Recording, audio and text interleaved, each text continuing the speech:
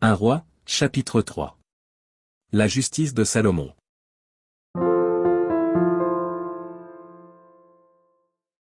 Salomon s'allia par mariage avec Pharaon, roi d'Égypte. Il prit pour femme la fille de Pharaon, et il l'amena dans la ville de David, jusqu'à ce qu'il eût achevé de bâtir sa maison, la maison de l'Éternel, et le mur d'enceinte de Jérusalem.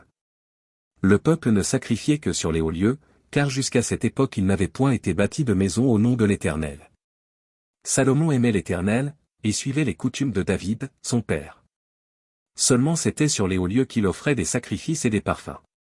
Le roi se rendit à Gabaon pour y sacrifier, car c'était le principal des hauts lieux. Salomon offrit 1000 holocaustes sur l'autel. À Gabaon, l'Éternel apparut en songe à Salomon pendant la nuit, et Dieu lui dit, « Demande ce que tu veux que je te donne. » Salomon répondit, « Tu as traité avec une grande bienveillance ton serviteur David, mon père, parce qu'il marchait en ta présence dans la fidélité, dans la justice, et dans la droiture de cœur envers toi, tu lui as conservé cette grande bienveillance, et tu lui as donné un fils qui est assis sur son trône, comme on le voit aujourd'hui. Maintenant, Éternel mon Dieu, tu as fait régner ton serviteur à la place de David, mon père, et moi je ne suis qu'un jeune homme, je n'ai point d'expérience. Ton serviteur est au milieu du peuple que tu as choisi, peuple immense, qui ne peut être ni compté ni nombré, à cause de sa multitude. Accorde donc à ton serviteur un cœur intelligent pour juger ton peuple, pour discerner le bien du mal. Car qui pourrait juger ton peuple, ce peuple si nombreux? Cette demande de Salomon plut au Seigneur. Et Dieu lui dit, puisque c'est là ce que tu demandes, puisque tu ne demandes pour toi ni une longue vie, ni les richesses, ni la mort de tes ennemis, et que tu demandes de l'intelligence pour exercer la justice. Voici, j'agirai selon ta parole. Je te donnerai un cœur sage et intelligent, de telle sorte qu'il n'y aura eu personne avant toi et qu'on ne verra jamais personne de semblable à toi. Je te donnerai, en outre, ce que tu n'as pas demandé, des richesses et de la gloire, de telle sorte qu'il n'y aura pendant toute ta vie aucun roi qui soit ton pareil.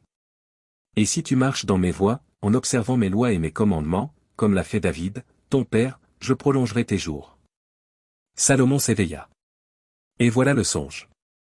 Salomon revint à Jérusalem, et se présenta devant l'arche de l'alliance de l'Éternel.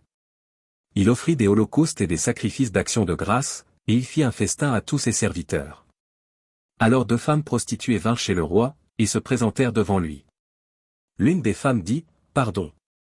Mon Seigneur, moi et cette femme nous demeurions dans la même maison, et je suis accouché près d'elle dans la maison. 3 jours après, cette femme est aussi accouchée. Nous habitions ensemble, aucun étranger n'était avec nous dans la maison, il n'y avait que nous deux.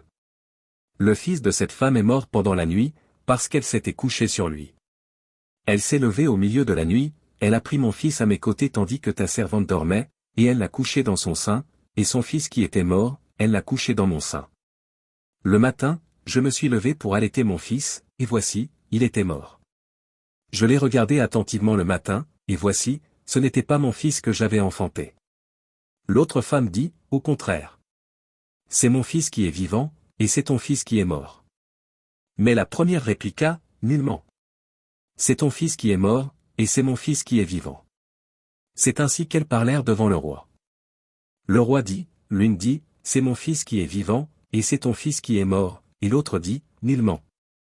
C'est ton fils qui est mort, et c'est mon fils qui est vivant. Puis il ajouta, apportez-moi une épée. On apporta une épée devant le roi. Et le roi dit, coupez en 2 l'enfant qui vit, et donnez-en la moitié à l'une et la moitié à l'autre. Alors la femme dont le fils était vivant sentit ses entrailles s'émouvoir pour son fils, et elle dit au roi, pas. Mon Seigneur, donnez-lui l'enfant qui vit, et ne le faites point mourir. Mais l'autre dit, il ne sera ni à moi ni à toi, coupez-le. Et le roi, prenant la parole, dit, donnez à la première l'enfant qui vit, et ne le faites point mourir. C'est elle qui est sa mère. Tout Israël apprit le jugement que le roi avait prononcé. Et l'on craignit le roi, car on vit que la sagesse de Dieu était en lui pour le diriger dans ses jugements.